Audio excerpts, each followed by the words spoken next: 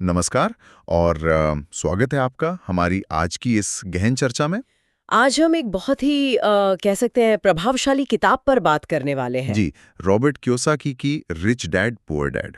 और इसकी जो मूल कहानी है वो अपने आप में ही बहुत दिलचस्प है। बिल्कुल। लेखक के दो पिता थे। एक उनके अपने जो बहुत पढ़े लिखे थे, पीएचडी थे, पर आर्थिक रूप से हमेशा संघर्ष करते रहे। उन्हें वो गरीब डैडी कहते हैं। और दूसरे थे उनके दोस्त के पिता, जो 8वीं पास भी नहीं थे, लेकिन हवाई के सबसे अमीर लोगों में से एक बन गए। वो थे अमीर डैडी। तो आज हम सिर्फ इन दोनों की सोच के फर्क को नहीं समझेंगे। हम एक ज्यादा गहरा सवाल पूछेंगे कि क्या हमारा पूरा सिस्टम, हमारी शिक्षा हमें जानबूझकर एक ऐसी छुआ दौड़ के लिए तैयार करती है जिससे बाहर निकलना लगभग नामुमकिन है। ये एक बहुत बड़ा सवाल है। चलिए इसी को समझने की कोशिश करते हैं। तो सबसे पहली टक्कर तो मानसिकता की ही है ना। गरीब डैडी की वो मशहूर कहावत, पैसे का मोह ही सभी बुराइयों की जड़ है। हाँ, ये तो हम सबने बचपन से सुनी है और सुनने में बहुत नैतिक लगती है। बिल्कुल। लेकिन अमीर डैडी इसका ठीक उल्टा कहते थे। वो कहते थे कि पैसे की कमी। हाँ, पैसे की कमी ही सभी बुराइयों की जड़ है। एक ही विषय पर दो बिल्कुल अलग नजरिए। और ये सिर्फ कहने की बात नहीं थी, ये उनके हर काम में, हर सोच में दिखाई देता था। इसका सबसे अच्छा उदाहरण तो उनकी भाषा में था। गरीब डैडी कोई महंगी चीज देखते तो क्या कहते थे? सीधा एक जवाब, मैं इसे नहीं खरीद सकता। बस बात खत्म। हाँ, एक फुल स्टॉप। मतलब दिमाग ने सोचना बंद कर दिया। और अमीर डैडी को इसी बात से चिढ़ थी। वो कहते थे कि ये मानसिक आलस है। वो कहते थे, ये मत कहो मैं नहीं खरीद सकता, सवाल पूछो। सवाल पूछो कि मैं इसे कैसे खरीद सकता हूँ। सही। और इन दोनों वाक्यों में जमीन आसमान का फर्क है। बिल्कुल। पहला वाक्य एक अंत है, दूसरा एक शुरुआत है। एक आपके दिमाग को सुला देता है और दूसरा उसे कसरत करने पे मजबूर कर देता है। तो क्या सिर्फ ये एक सवाल कैसे किसी की आर्थिक जिंदगी बदल सकता है? सुनने में तो बहुत सरल लगता है। देखिए, ये कोई जादू नहीं है, पर ये उस इंजन को स्टार्ट करने जैसी बात है।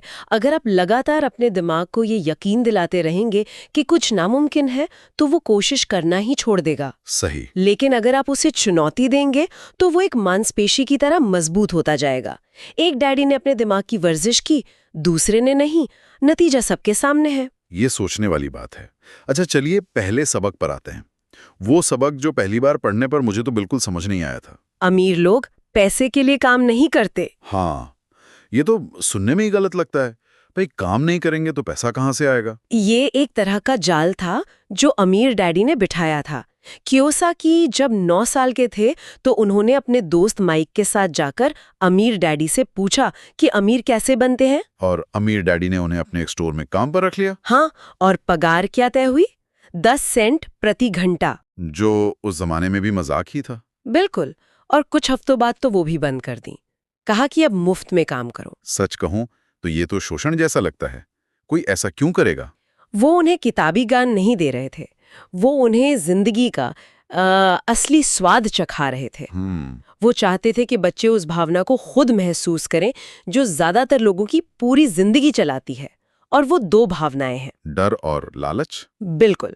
पहला है डर, बिल चुकाने का डर, किराया देने का डर।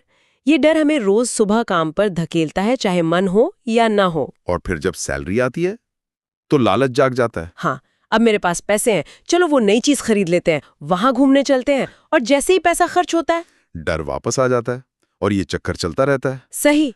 और इसी को अमीर डैडी चूहा दौड़ या रैट रेस कहते हैं। एक पिंजरे में दौड़ते चूहे की तरह आप भागते रहते हैं पर पहुंचते कहीं नहीं। ज्यादा पैसा भी इस समस्या को हल नहीं करता। नहीं, ज्यादा पैसे से तो बस खर्च बढ़ जाते हैं। अमीर डैडी उन्हें इस दौड़ से बाहर निकलने का रास्ता सिखाना चाहते थे। तो अगर पैसे के लिए काम करना, इस जाल में फंसना है, तो फिर रास्ता क्या है? और मुझे लगता है अब हम किताब के सबसे अहम हिस्से पर आ रहे हैं। हाँ, संपत्ति और दायित्व का फर्क, एसेट्स वर्सेस लायबिलिटीज। ये इस किताब का दिल है। और अमीर डैडी की परिभाषा तो मतलब इतनी सरल है कि कोई बच्चा भी समझ जाए। बहुत ही सीधी।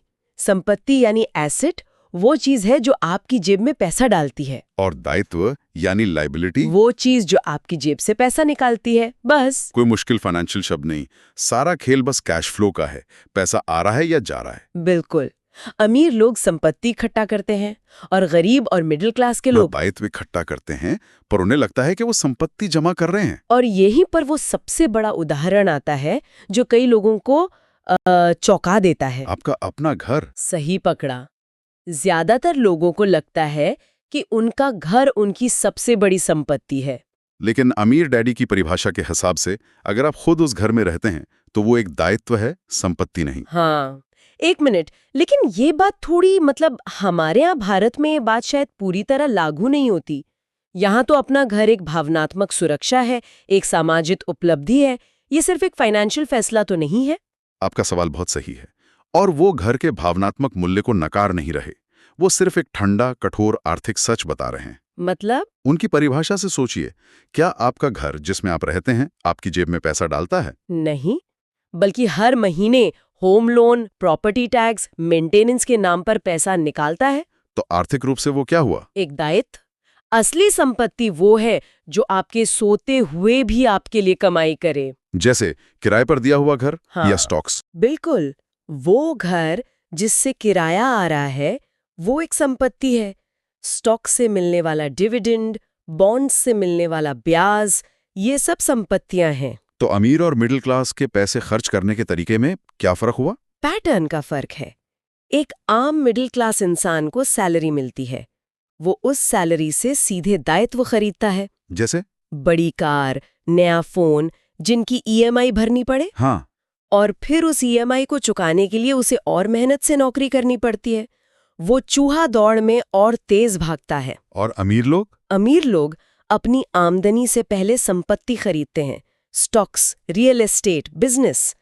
फिर जब उन संपत्तियों से पैसा आने लगता है, उस पैसे से वो बड़ी कार या बड़ा घर खरीदते हैं। सही है, उनकी संपत्तियां उनके खर्च उठाती हैं, उनकी सैलरी नहीं। तो यहाँ सवाल उठता है कि एक आम नौकरी पेशा इंसान ये एसेट कॉलम कैसे बनाए? और यहीं अमीर डैडी का अगला सबक आता है। अपने काम से काम रखो, माइंड योर ओन बिजनेस। अब कहते हैं बर्गर बेचने के बिजनेस में, जाहिर है। और रे क्रॉक कहते हैं नहीं, मेरा प्रोफेशन हैमबर्गर बेचना है, पर मेरा असली बिजनेस रियल एस्टेट है। वाह। असल में मैकडॉनल्ड्स का ज्यादातर पैसा बर्गर से नहीं बल्कि उन दुकानों और जमीन से आता है जो उन्होंने दुनिया भर में खरीदी हैं। तो इसका मतलब ये हुआ कि आपका प्रोफेशन आपकी नौकरी हो सकती है, लेकिन आपका बिजनेस आपका एसेट कॉलम है। आपने बिल्कुल सही समझा। आपकी नौकरी आपके बिल चुकाती है, पर आपका असली बिजनेस वो है जिसे आप अपने खाली समय में बनाते हैं। नौकरी छोड़े बिना? हाँ, नौकरी मत छोड़िए, बस अपनी सैलरी का कुछ हिस्सा हर महीने ऐसी चीजों में लगाइए जो आपके लिए पैसा कमाए। और फिर आता है वो हिस्सा जिसे कियोसाकी अमीरों का सबसे बड़ा रहस्य कहते हैं, कॉरपोरेशंस। ये तो बहुत जटिल लगता है। सुनने में जटिल है, पर इसका सिद्धांत बहुत सरल है। और ये समझना जरूरी है कि अमीर और अमीर क्यों होते जाते हैं। सारा खेल टैक्स का है। एक आम कर्मचारी और एक कंपनी के मालिक के पैसे खर्च करने का क्रम एकदम उल्टा होता है। उल्टा कैसे? एक कर्मचारी पहले कमाता है, फिर सरकार तुरंत उस पर टैक्स काट लेती है, टीडीएस, और फिर वो बचे हुए पैसे से खर्च करता है। यानी कमाओ, माइनस टैक्स दो, खर्च करो। बिल्कुल। लेकिन एक कंपनी का मालिक इसका ठीक उल्टा करता है। उसकी कंपनी पहले कमाती है, फिर वो कंपनी के नाम पर सारे जायज खर्चे करती है। ऑफिस, गाड़ी, यात्रा, ये सब। हाँ, और इन सब खर्चों के बाद जो मुनाफा बचता है उस पर वो आखिर में टैक्स देता है। तो क्रम हुआ, कमाओ, खर्च करो, टैक्स दो। ये बहुत बड़ा कानूनी लाभ है। इसका कोई आसान सा उदाहरण? मान लीजिए आपको कार खरीदनी है। अगर आप नौकरी करते हैं तो आप अपनी टैक्स कटी हुई सैलरी से ईएमआई भरेंगे, जो एक निजी खर्च होगा। हाँ, लेकिन अगर आपकी कंपनी है तो आप कंपनी के नाम पर कार खरीद सकते हैं और उसे बिजनेस का खर्चा दिखा सकते हैं। इससे आपका टैक्सेबल प्रॉफिट कम हो जाएगा और आपको टैक्स भी कम देना पड़ेगा। वाह, ये तो बहुत बड़ा फर्क है। तो इस पूरी बातचीत का सार क्या है? इसका मतलब क्या निकलता है? इसका सार ये है कि अमीर बनना सिर्फ ज्यादा पैसा कमाने का खेल नहीं है, ये पैसे की समझ का खेल है, फाइनेंशियल लिटरेसी का। ये जानने का खेल है कि संपत्ति क्या है और उसे कैसे बनाया जाए। और शायद सबसे जरूरी, अपनी भावनाओं, मतलब वो डर और लालच, उन पर काबू पाकर दिमाग से फैसले लेने का खेल है। तो ये सिर्फ अमीर बनने के बारे में नहीं, बल्कि उस चूहा दौड़ से आजाद होने के बारे में है। बिल्कुल। और ये चर्चा आखिर में एक बहुत जरूरी सवाल छोड़ जाती है। अमीर डैडी की वो गधे और गाजर वाली मिसाल है ना, हाँ। कि मालिक गधे के आगे एक छड़ी पर गाजर